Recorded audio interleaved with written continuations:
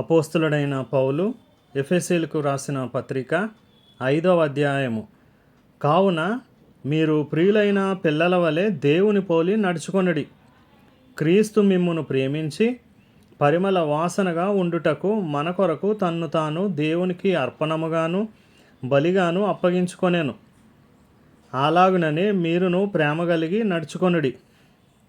మీలో జారత్వమే గాని, ఏ విధమైన అపవిత్రతయే గాని, లోభత్వమే గాని వీటి పేరైనను ఎత్తకూడదు. ఇదే పరిశుద్ధులకు తగినది. కృతజ్ఞతా వచనమే మీరుచ్చరింపవలెను గాని, మీరు బూతులైనను పోకిరీ మాటలైనను సరసోక్తులైనను ఉచ్చరింపకూడదు. ఇవి మీకు తగవు. వ్యభిచారి అయినను అపవిత్రుడైనను విగ్రహారాధికుడై ఉన్న లోబి అయినను క్రీస్తు యొక్కయు దేవుని యొక్కయు రాజ్యమునకు హక్కుదారుడు కాడను సంగతి మీకు నిశ్చయముగా తెలియను. వ్యర్థమైన మాటల వలన ఎవడనూ మిమ్మును మోసపరచనీయకుడి. ఇట్టి క్రియల వలన దేవుని ఉగ్రత అవిధేయులైన వారి మీదకి వచ్చును గనుక మీరు అట్టి వారితో పాలివారై ఉండకుడి. మీరు పూర్వమందు చీకటి అయి ఉంటిరి, ఇప్పుడైతే ప్రభువునందు వెలుగై ఉన్నారు. వెలుగు ఫలము సమస్త విధములైన మంచితనము, నీతి, సత్యమను వాటిలో కనబడుచున్నది గనుక ప్రభువుకేది ప్రీతికరమైనదో దానిని పరీక్షించుచు వెలుగు సంబంధుల వలె నడుచుకొనుడి. నిష్ఫలమైన అంధకార క్రియలలో పాలివారై ఉండక వాటిని ఖండించుడి. యాలయనగా అట్టి క్రియలు చేయువారు రహస్యమందు జరిగించు పనులను గూర్చి మాటలాడుట అయినను అవమానకరమై ఉన్నది. సమస్తమును ఖండింపబడి వెలుగు చేత ప్రత్యక్షపరచబడును. ప్రత్యక్షపరచునది ఏదో అది వెలుగే గదా. అందుచేత నిద్రించుచున్న నీవు మేల్కొని మృతుల్లో నుండి లెమ్ము. క్రీస్తు నీ మీద ప్రకాశించునని ఆయన చెప్పుచున్నాడు. దినములు చెడ్డవి గనుక మీరు సమయమును పోనీయక సద్వినియోగము చేసుకొనుచు అజ్ఞానుల వలె కాక జ్ఞానుల వలె నడుచుకొనున్నట్లు జాగ్రత్తగా చూచుకొనుడి. ఇందు నిమిత్తము మీరు అవివేకులు కాక ప్రభువు యొక్క చిత్తమేమిటో గ్రహించుకొనుడి.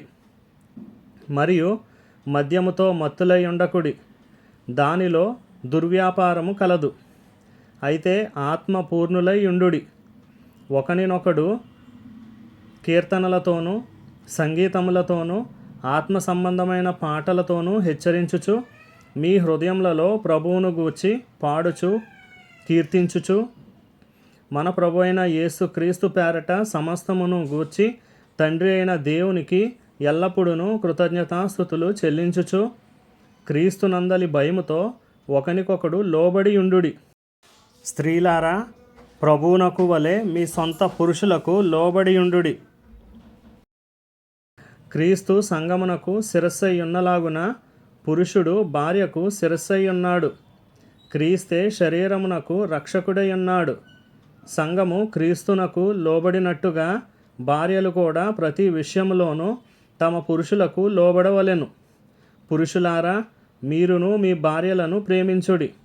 అటువలే క్రీస్తు కూడా సంఘమును ప్రేమించి అది కళంకమైనను ముడత అయినను అట్టిది మరి ఏదైనను లేక పరిశుద్ధమైనది గాను నిర్దోషమైనది గాను మహిమగల సంఘముగాను ఆయన తన ఎదుట దానిని నిలువబెట్టుకొనవలెనని వాక్యముతో ఉదక స్నానము చేత దానిని పవిత్రపరిచి పరిశుద్ధపరచుటకై దాని కొరకు తన్ను తాను అప్పగించుకొనెను.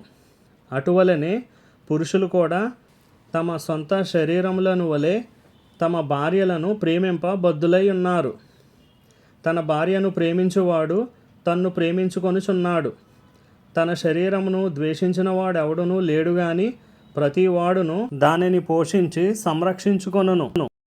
మనము క్రీస్తు శరీరమునకు అవయవములై ఉన్నాము గనుక అలాగే క్రీస్తు కూడా సంఘమును పోషించి సంరక్షించుచున్నాడు. ఈ హేతువు చేత పురుషుడు తన తండ్రిని తల్లిని విడిచి తన భార్యను హత్తుకొనును, వారిద్దరును ఏక శరీరం అగుదురు. ఈ మర్మము గొప్పది.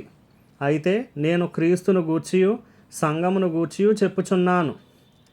మెట్టుకు మీలో ప్రతి పురుషుడును తనను వలె తన భార్యను ప్రేమింపవలెను. భార్య అయితే తన భర్త యందు భయము కలిగి ఉండునట్లు చూచుకొనవలెను.